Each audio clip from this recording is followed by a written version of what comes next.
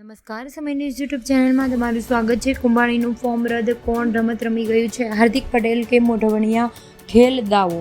સુરતમાં કોંગ્રેસ ઉમેદવારને નિલેશ કુંભાણીનું ઉમેદવારપત્રક રદ થયું છે. તેના પગલે હવે કોંગ્રેસ સુરતની બેઠક પરથી ચૂંટણી જ નહીં લડી શકે.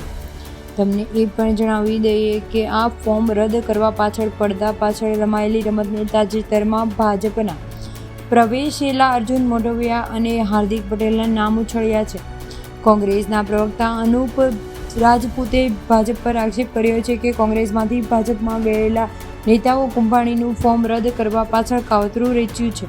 આ પ્રકારની ટેકનિકલ ભૂલો એ કોંગ્રેસી મૂળની જ વ્યક્તિએ કાઢી શકે. તેમણે જણાવ્યું છે કે કોંગ્રેસમાંથી ભાજપમાં ગયેલા નેતાઓ જ કોંગ્રેસના કોઈને કોઈ રીતે નુકસાન પહોંચાડે છે. હાર્દિક પટેલ એક સમયે નિલેશ કુંભાણીની ખૂબ જ નજીક હતા, તેથી આખા કાવતરાની આયોજના પહેલેથી જ કરવામાં આવે તેવો દાવો છે. કોંગ્રેસના લીગલ સેલ સભ્ય ઇકબાલ શેખે જણાવ્યું છે કે જો કોંગ્રેસનું ઉમેદવાર ફોર્મ રદ કરવામાં આવતું પગલે ગુજરાતના હાઈકોર્ટમાં જવાની તૈયારી આર્ટિકલ 226 બેઠક ઉપર કરવામાં આવશે. તમને જો અમારો આ વિડીયો પસંદ